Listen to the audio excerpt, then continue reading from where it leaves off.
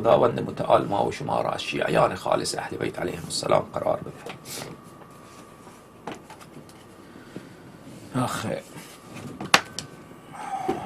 مستدرک الوسائل و مستنبط الوسائل نوشته مرحوم میرزا حسین نوری رضوان الله علیه، چاپ مؤسسه آل البیت جزء 11 صفحه 380 روایت 25 سندش صحیح. این سندی که ایشان روایت میکند از شیخ مفید، از احمد بن محمد بن الحسن بن الولید، از پدرش محمد بن الحسن، از سعد بن عبدالله قمی، از محمد بن عبدالله و از محمد بن عبدالجبار. این سند در غایت اعتبار. و محمد بن عبدالجبار از اصحاب امام حسن عسکری علیه السلام و خیلی انسان شریف. شان روایت میکند که امام حسن عسکری علیه السلام به ابو هاشم جعفری این چنین گفتند: یا ابا هاشم سیأتی زمان علی الناس وجوههم ضاحکة مستبشره و قلوبهم مظلمة متکدره. ای ابو هاشم جعفری، زمانی میرسد که چهره‌های مردم خیلی بشاش خندان، اما باطن اونها بسیار کثیف، باطن اونها بسیار ظلمانی، بسیار غبار آلود، بسیار کدر. از سنت و فیهم بدعه، اصلا دین اونا دین دیگریه. اون زمانی میرسد که اصلا دین خدا، اگر شما دین خدا را به اونا بگید، میگه از گوی اصلا شما دین جدید آوردی، یک چیز جدید. میگه ما این چیزا رو نمیفهمیم، چرا بقیه علما نمیگه؟ اگر مطالب شما حقه، چرا بقیه علما اینا رو به ما نمیگفتن نگفتن؟ سبحان الله. بدعت در اون زمان اینقدر زیاده که اصلا دین خدا را اگر بیاری برای اونم بدعت میگن، یک چیز جدیده. بدعت یعنی یک چیز جدید که اصلا از دین خدا خارج باشه. راه دین خدا را اگر به اونا نشان بدی، میگن که شما اصلا دین نو آوردی، شما این دین جدید، این راه اهل بیت علیهم السلام. نه، راه اسلام چیز دیگری.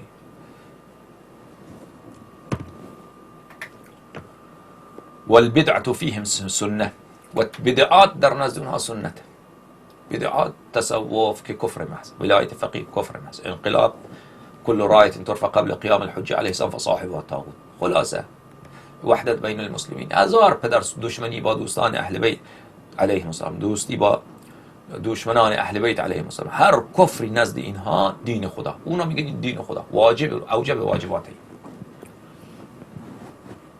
المؤمن بینهم محقر، انسان مؤمن را اینا فحش میدن، توهین میکنن، تحقیر میکنن. والفاسق بینهم موقر، هرچی خائن، فاسد، دزد که میلیاردی میچپد، او ببینی که چقدر به نزدیک احترام دارن از اینا. وزیر، همش وزیر، مرجع تقلید میکیه، همگیش انسان های همچنینی، همگی دزد، خائن، سلطان شکر، حرامزاده، ولد الزنا، آمده مرجع تقلید شده.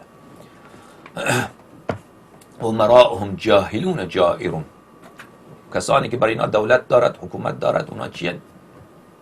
نادان، از دین خدا هیچی نمیدانن، هیچ.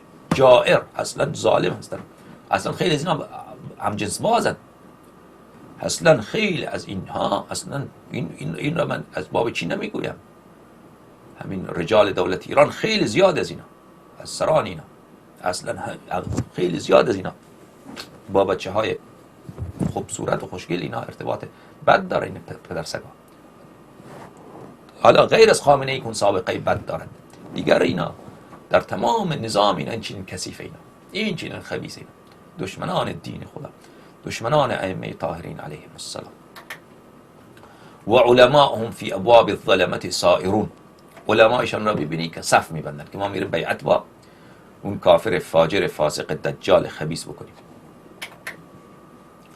اغنیاءهم یسرقون زاد الفقراء، اغنیای اونا چیکار میکنن؟ پولدارانشان میدزدن توشه و رزق روزی فقرا را. یا سبحان الله، عجب معجزه این کلام. همش برو تهران، این آدرس این تهران دیگه، ایران. و اصاغرهم یتقدمون علی الکبرى، کوچک ها را ببینی بر بزرگان پیشی میگیره. کوچک، بله، که نه علمی دارد، نه فهمی دارد، نه ادب، میگه این بله این بسیار بله چیه انقلابی، اینو بیا جلو، اینو مسئولیت بین بگیر. و کل جاهل عندهم خبیر، هر جاهلی از دین خدا یک کلمه بلد نیست، این کارشناس ارشده. و کل محیل عندهم فقیر، هر کسی که حیله‌گر باشد، بله میگن که این انسان مستحق به این کمک بکنید. هر کسی که بیاد حیله‌گرای فلسطین کجا میان اینجا، از اینا میان بین کمک کنید که این فقیره. لا یمیزون بین المخلص والمرتاب، بین مخلص و مرتاب یعنی کسی که اخلاص نداره و مخلص کسی که خلوص دارد، بین اونها تمیز قائل فرق قائل نمیشن.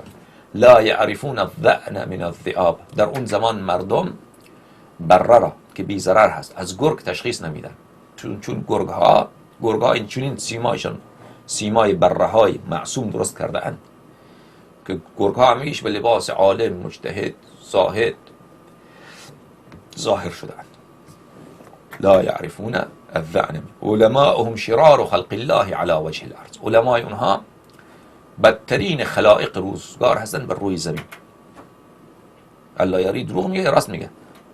دلیل الله یاری لانهم یمیلون الى الفلسفه والتصوف، بخاطر اینکه این علما میل دارن به چی؟ به فلسفه و تصوف، فلسفه و عرفان. و ایم الله، به خدا قسم انهم من اهل العدول والتحرف، به خدا قسم که اینها اهل کجی و اهل دوری از دین خدا هستن. این علما همین شرار خلق الله، بدترین خلائق، دشمن اهل بیت، دشمن امام ثانی عشر، امام عصر علیه السلام. یبالغون فی حب مخالفین، مبالغه تأکید میکنن، یبالغون یعنی تأکید میکنن که باید دوست بداریم، دست دوستی دراست، دختر بدیم دختر بگیریم، نه اونا بیان در شهرهای ما اونا رو مسکن بدیم خانه بدیم، به طوری که مشهد الان عمری خیلی زیاد شده در خیلی از شهرهای ایران که سابق اصلا عمری نبود، اصلا مثلا نصف جمعیت عمری شد. یبالغون فی حب مخالفین، در محبت مخالفین ما اینها بسیار تأکید دارن. و یضلون شیعتنا و موالی، شیعیان ما را، دوستداران ما را از راه خدا، اینا بیچاره خبر نداره. شیعه دیگه، شیعه فکر میکنه این آقا مجتهده، این آقا مرجع تقلید، آدم خوبیه. اونم مثلا میاد سخنرانی میکنه 1 ساعت 100 حرف میگه، 95 تاش حق درست، به خاطر اینکه 5 تا حرف دروغ رو هم در کنار او تحویل مردم بده. خب اینها میان چیکار میکنن؟ شیعیان ما را، دوستداران ما را کافر میسازن. یذلون یعنی گمراه میکنن، از دین خدا خارج میکنن، کافر میسازن. همیشه عارف، انقلابی، پیرو ولایت فقیه، محب فلسطین، محب وحدت بین المسلمین، از براءت اونها را بیزار میکنن. کسی که براءت بکنه او را فاش میده، شیعیان فاش میده. میان همه شیعیان را اینا کافر میسازن.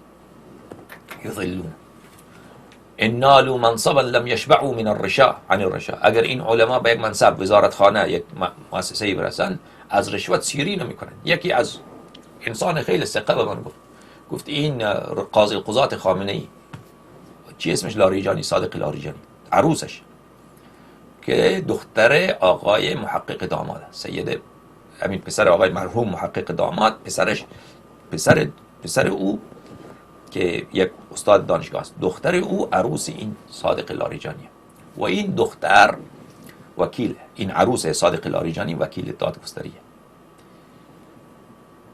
پرونده های خیلی بزرگ را، پرونده های عظیم را که تجار بزرگ در اونجا گیر میکنن، مثلا که میلیاردی باشد، اونا رو این میگیره، میگه بیار 500 میلیون بیار 1 میلیارد، از اون میگیره دیگه. پرونده ای را که او بگیره، چون پدر شوهرش قاضی القضات، رئیس دادگاه، اون دیگر کس او دیگه حتما او هر باطلی را حق میسازد او. بله این چیه؟ چون از بیت علما، پدرش هم عالم، جدش هم عالم، بله، و پدر شوهرش هم عالم، صادق لاریجانی. بعد صادق لاریجانی میاد که سخنرانی میکنه که بله در قوه قضاییه کسی حقوق میلیونی ندارد. خب شما چه احتیاج داری به حقوق میلیونی وقتی که دختر عروس شما اینقدر میدزدد؟ و این کسی که این را برای نقل کرده او ثقه هست، این حرفا گفته و او خیلی تحقیق میکند، بعد از او این مطالب را به من میگوید. ان نالوا منصبا لم يشبعوا من الرشا، اگر یک منصبی یافتن از رشوت هیچ وقت سیر نمیشن. و ان خذلوا عبد الله علی الریا، اگر اینها رو تنها بگذاری بعد اونها عابد میشه، میگه من میرم حوزه اونجا درس اخلاق میدم. الا انهم قطاع طریق المؤمنین، اینها دزدان راه اهل ایمان، راه اهل ایمان را میزنند. قاطع الطریق، دزد گردنگیر، گردنه کی را، راه کی را گرفتن؟ راه مؤمنین را. که شیعیان حیدر صفدر علیه السلام را از امیر المؤمنین علیه السلام جدا بکنه. اینها لشکر ابلیس عزیزان، لشکر ابلیس. اینا سرباز انگلیس، انگلیس گفتم ابلیس، اینا سرباز ابلیس نیستن، اینا سرداران لشکر ابلیس هستن. و الدعاة الى نحلة الملحدین، اینها مردم را دعوت میکنن به راه کفار. به خاطر همینه دیگر که در ایران چقدر بهاییت، مسیحیت و غیران زیاد شده. فمن ادرکهم فلیحذرهم ولیصن دینه و ایمانه. هر کسی که این زمان اینها را درک کنند از این علما برحذر باشد که اینا بدترین خلائق بر روی زمینند. برحذر باشد، دوری بکنید از اینا. الله اکبر. من هر قدر در باب علمای آخر الزمان فکر میکنم مرا وحشت بیشتر میگیره. از حرفای اینا رو میبینم، کارهای اینا رو که میبینم وحشت مرا بیشتر میگیره. اینا چقدر دشمن دین خدا هستن. یعنی اون روایاتی که ما میدیدیم که امام زمان علیه السلام لشکرش میاد در قم، اونجا با اونها معامله کفار حربی میکنند. یعنی زنهای اونها رو به کنیزی میگیرند، مردانشان رو میکشند. این خیلی امر عجیبی بود. الان که میبینیم که واقعا اینا واقعا کافر حربیه، اینها واقعا کافر حربیه. بله.